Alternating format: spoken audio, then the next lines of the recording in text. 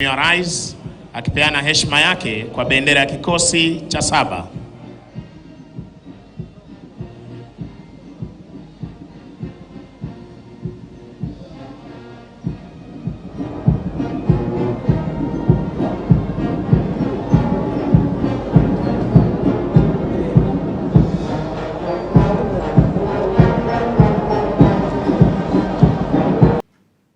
Because we want to occupy every space. We are going to be consistent. We are going to be coherent. We are going to be audible until there is no place to hide.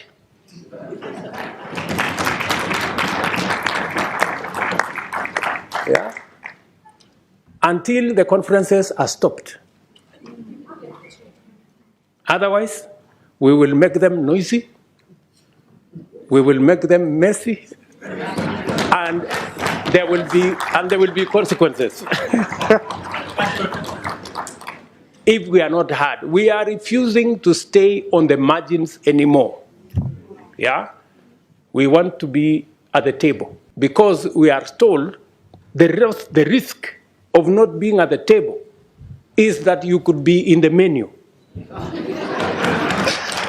As matters stand, our most core mandates depend on the goodwill of development partners. Just imagine, including critical peace and security matters. That our own peace and security fund is funded by development partners more than is funded by us as heads of state and countries. Good people, this needs to change. Africa's solutions must look like solutions. 10 people, you have another guy who represents 10 million people, then that conversation becomes, and some of the time, you know, the most unfortunate thing is that some of the people who invite us to these meetings tell us, if you don't come, there will be consequences. So, all of us are forced to go to a meeting that has no meaningful outcome because of blackmail. This is not right, good people. You know, this is not okay, you know? So, I have written to my brother who was here the other day that this time round, any other invitation, it must respect the rules of our continent. We have said any meaningful engagement, anybody who wants us to take them seriously, they must first respect our architecture. If they want a fruitful engagement, they should engage our continent in a manner that we can effectively represent our people and we can effectively discharge our mandate and articulate our issues, not in a crowd. We want to be effective. We want to engage. You know? So if you are one head of state and you want to engage all these people, surely, are you sincere? You know, in engaging in a crowd? Because some of these good people, they want to avoid any commitments. You know, they want to avoid any meaningful engagement. They just want a baraza and okay, pictures, and then we go. Dinner, and then, I mean, good people, we have food in our countries, at least. We can eat at home.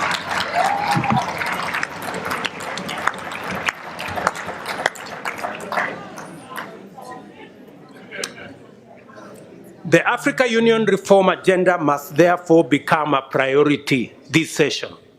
And you must, members of parliament, you must interrogate and conduct the process to ensure that structurally the roles of the Bureau, Summit, committees, regional caucuses, Secretariat, and Commission are rationalized to give Africa a fit-for-purpose continental governing body worth its name.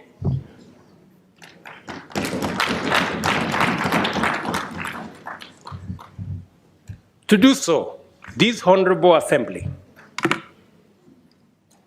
must urgently review the funding arrangements to ensure that Africa Union budgets are financed primarily by members and secondarily by external partners. In turn, this will require a mechanism where Africa Union member states are up to date with their contributions with regard to all our commitments. As matters stand, our most core mandates depend on the goodwill of development partners. Just imagine, including critical peace and security matters, that our own peace and security fund is funded by development partners more than is funded by us as heads of state and countries. Good people, this needs to change. Africa solutions must look like solutions. And in principle, they ought to emanate from us. How do we say we are providing African solutions if it is funded by development partners? It's a fallacy. It means we have no capacity to provide Africa solutions if it is being funded by others. A case in point, we have a situation in Sudan. The generals in Sudan are bombing everything. They are bombing roads, they are bombing bridges, they are bombing hospitals, they are destroying airports, using military hardware bought by African money. Just imagine. We need to tell those generals to stop the nonsense. Yeah.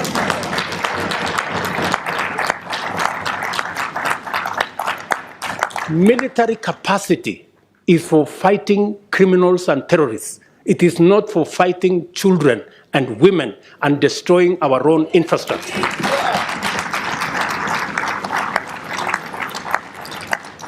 But as it is, we have no capacity to stop this nonsense in our own continent because our own peace and security fund is funded by others.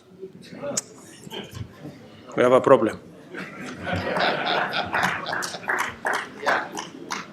But I'm telling you, we are going to correct this problem. It is us to do it.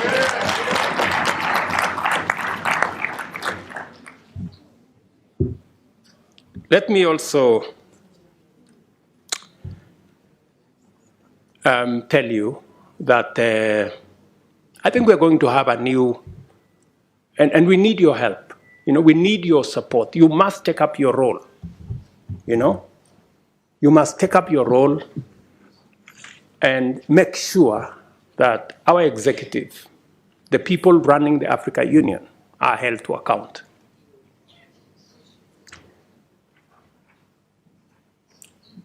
With this vision in mind, I sought and was privileged to receive the approval of the African Heads of State and Government Summit to have the honor of hosting the Africa Climate Summit in Nairobi this year in September. This will be a major gathering of African and global leaders to deliberate and consolidate a clear African position and clear African voice as we project our agenda in the global stock-take engagements and the build-up to COP28. The summit also provides an opportunity to highlight and forge consensus on the modalities of unlocking Africa's vast potential to positively impact the climate agenda and rally the world to tap into the numerous opportunities that Africa presents towards global net zero. This will not be another morning summit where we are mourning about our situation. We are going to boldly tell the world we will contribute positively to a solution, and we have what it takes. I invite you all to Nairobi to join us at that summit and to take part in that broader journey and vision. For Africa to hold meaningful discussions with global partners, I have told you, Africa heads of state and governments have resolved that partnership summits by external parties shall be reviewed with a view to providing an effective framework for African Union partnerships. And we are going to work together in that manner. Another proposition I want to make to you is the United Nations. This is an important forum for transacting global affairs in diplomacy, peace, security, and trade, among others. But Africa, a continent of 1.2 billion people and a GDP of close to $2 trillion, finds itself disadvantaged by the current configuration of the UN Security Council, a configuration that was established 80 years ago, before the Second World War. But the world has since changed tremendously, we all know. Countries that had not become self-determining have since attained independence and are making a huge contribution to their people, continents, and the world. It is therefore time to reform the UN Security Council and change it from an exclusive club of 5 permanent members to a more representative global council that works for the interests of the whole world.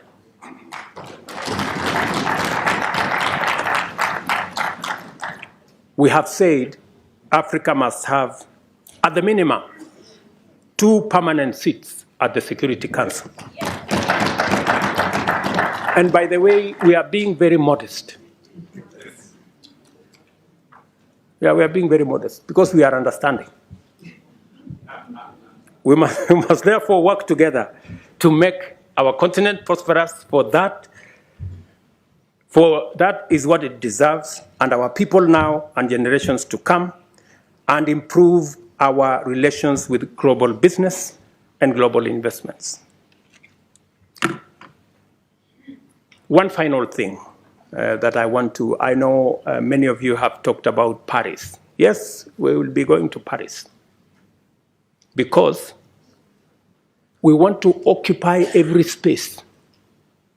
We are going to be consistent. We are going to be coherent. We are going to be audible until there is no place to hide.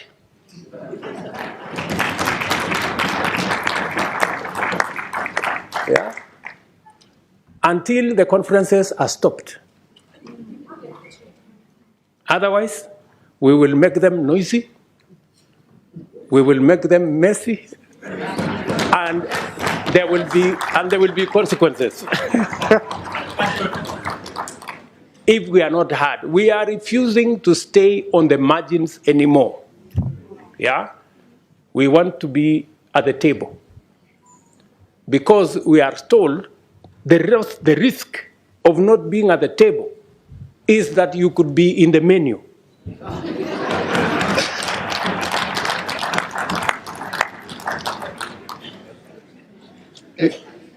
Do you understand? So we are going to occupy every space. And we have been gentlemen for far too long. We are now going to appropriate our place because we have a contribution to make. Ladies and gentlemen, thank you very much for listening to me. I don't take it for granted. And God bless you.